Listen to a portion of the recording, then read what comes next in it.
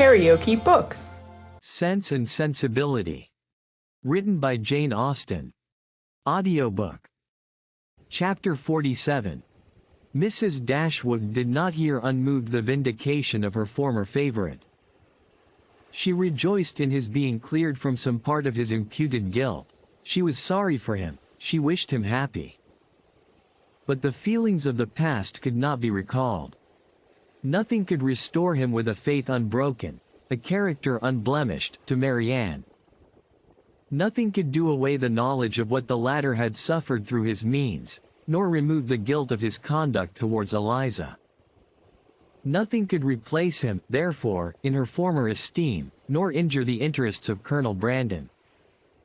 Had Mrs. Dashwood, like her daughter, heard Willoughby's story from himself, had she witnessed his distress, and been under the influence of his countenance and his manner, it is probable that her compassion would have been greater. But it was neither in Elinor's power, nor in her wish, to rouse such feelings in another, by her retailed explanation, as had at first been called forth in herself. Reflection had given calmness to her judgment, and sobered her own opinion of Willoughby's deserts. She wished, therefore, to declare only the simple truth, and lay open such facts as were really due to his character, without any embellishment of tenderness to lead the fancy astray. In the evening, when they were all three together, Marianne began voluntarily to speak of him again, but that it was not without an effort. The restless, unquiet thoughtfulness in which she had been for some time previously sitting, her rising color, as she spoke, and her unsteady voice, plainly showed. "I wish to assure you both," said she, "that I see everything, as you can desire me to do." Mrs. Dashwood would have interrupted her instantly with soothing tenderness, had not Elinor, who really wished to hear her sister's unbiased opinion, by an eager sign, engaged her silence. Marianne slowly continued. "It is a great relief to me. What Elinor told me this morning. I have now heard exactly what I wished to hear." For some moments her voice was lost.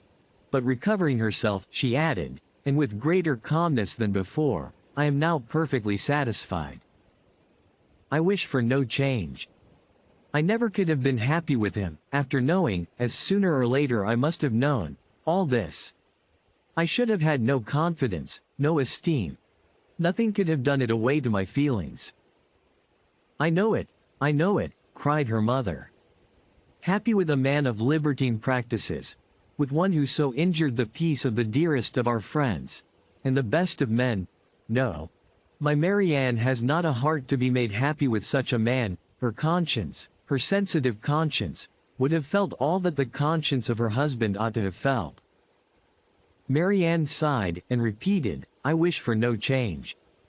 "You consider the matter," said Elinor, "exactly as a good mind and a sound understanding must consider it, and I dare say you perceive, as well as myself, not only in this, but in many other circumstances, reason enough to be convinced that your marriage must have involved you in many certain troubles and disappointments, in which you would have been poorly supported by an affection, on his side, much less certain.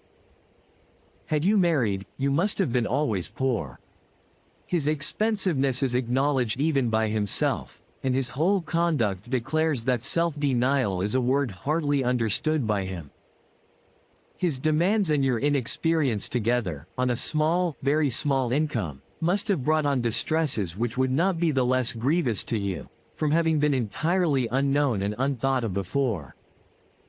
Your sense of honor and honesty would have led you, I know, when aware of your situation, to attempt all the economy that would appear to you possible, and, perhaps, as long as your frugality retrenched only on your own comfort, you might have been suffered to practice it, but beyond that, and how little could the utmost of your single management do to stop the ruin which had begun before your marriage, beyond that, had you endeavored, however reasonably, to abridge his enjoyments, is it not to be feared, that instead of prevailing on feelings so selfish to consent to it, you would have lessened your own influence on his heart, and made him regret the connection which had involved him in such difficulties?" Marianne's lips quivered, and she repeated the word, "selfish," in a tone that implied, "Do you really think him selfish?" "The whole of his behavior," replied Eleanor, "from the beginning to the end of the affair, has been grounded on selfishness.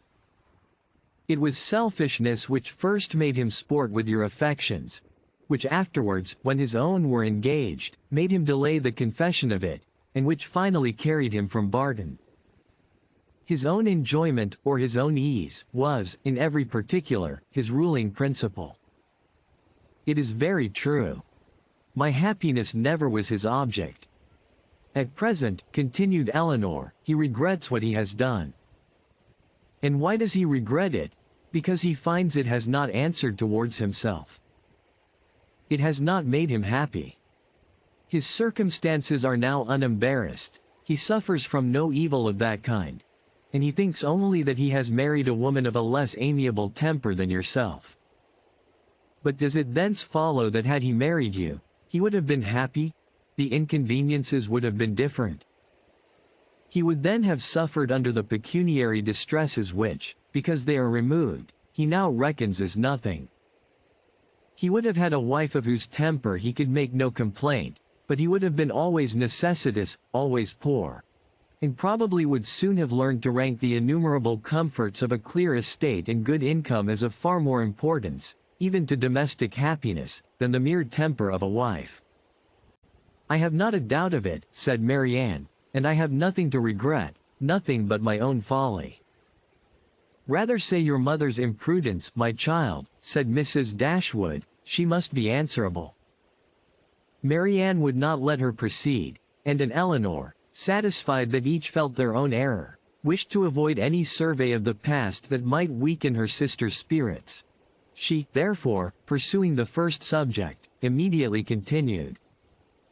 "One observation may, I think, be fairly drawn from the whole of the story, that all Willoughby's difficulties have arisen from the first offense against virtue, in his behavior to Eliza Williams.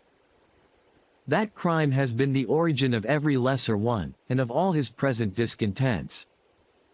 Marianne assented most feelingly to the remark, and her mother was led by it to an enumeration of Colonel Brandon's injuries and merits, warm as friendship and design could unitedly dictate. Her daughter did not look, however, as if much of it were heard by her. Eleanor, according to her expectation, saw on the 2 or 3 following days, that Marianne did not continue to gain strength as she had done. But while her resolution was unsubdued, and she still tried to appear cheerful and easy, her sister could safely trust to the effect of time upon her health. Margaret returned, and the family were again all restored to each other, again quietly settled at the cottage, and if not pursuing their usual studies with quite so much vigor as when they first came to Barton, at least planning a vigorous prosecution of them in future. Eleanor grew impatient for some tidings of Edward. She had heard nothing of him since her leaving London, nothing new of his plans, nothing certain even of his present abode. Some letters had passed between her and her brother, in consequence of Marianne's illness, and in the first of John's, there had been this sentence: "We know nothing of our unfortunate Edward, and can make no inquiries on so prohibited a subject, but conclude him to be still at Oxford," which was all the intelligence of Edward afforded her by the correspondence, for his name was not even mentioned in any of the succeeding letters. She was not doomed, however, to be long in ignorance of his measures. Their manservant had been sent one morning to Exeter on business, and when, as he waited at table, he had satisfied the inquiries of his mistress as to the event of his errand, this was his voluntary communication: "I suppose you know, ma'am, that Mr. Ferrars is married." Marianne gave a violent start, fixed her eyes upon Eleanor, saw her turning pale, and fell back in her chair in hysterics. Mrs. Dashwood, whose eyes, as she answered the servant's enquiry, had intuitively taken the same direction, was shocked to perceive by Eleanor's countenance how much she really suffered, and a moment afterwards, alike distressed by Marianne's situation, knew not on which child to bestow her principal attention. The servant, who saw only that Miss Marianne was taken ill, had sense enough to call one of the maids, who, with Mrs. Dashwood's assistance, supported her into the other room. By that time, Marianne was rather better, and her mother, leaving her to the care of Margaret and the maid, returned to Eleanor, who, though still much disordered, had so far recovered the use of her reason and voice as to be just beginning an enquiry of Thomas, as to the source of his intelligence. Mrs. Dashwood immediately took all that trouble on herself, and Eleanor had the benefit of the information without the exertion of seeking it. "Who told you that Mr. Ferrars was married, Thomas?" "I see Mr. Ferrars myself, ma'am, this morning in Exeter, and his lady too, Miss Steele as was. They was stopping in a chaise at the door of the New London Inn, as I went there with a message from Sally at the Park to her brother, who is one of the postboys. I happened to look up as I went by the chaise, and so I see directly it was the youngest Miss Steele. So I took off my hat, and she knew me and called to me, and inquired after you, ma'am, and the young ladies, especially Miss Marianne, and bid me I should give her compliments and Mr. Ferrars's their best compliments and service, and how sorry they was they had not time to come on and see you, but they was in a great hurry to go forwards, for they was going further down for a little while, but howsever, when they come back, they'd make sure to come and see you." "But did she tell you she was married, Thomas?" "Yes, ma'am. She smiled, and said how she had changed her name since she was in these parts. She was always a very affable and free-spoken young lady, and very civil behaved. So, I made free to wish her joy." "Was Mr. Ferrars in the carriage with her?" "Yes, ma'am, I just see him leaning back in it, but he did not look up. He never was a gentleman much for talking." Eleanor's heart could easily account for his not putting himself forward, and Mrs. Dashwood probably found the same explanation. "Was there no one else in the carriage?" "No, ma'am, only they two."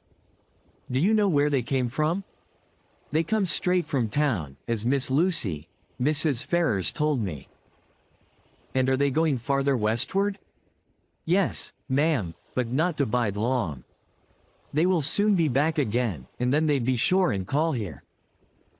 Mrs. Dashwood now looked at her daughter, but Eleanor knew better than to expect them.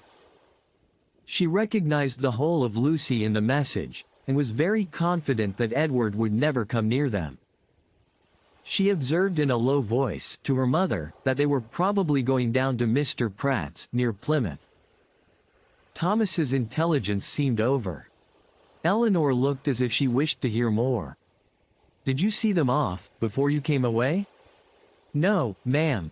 The horses were just coming out, but I could not bide any longer. I was afraid of being late." "Did Mrs. Ferrars look well?"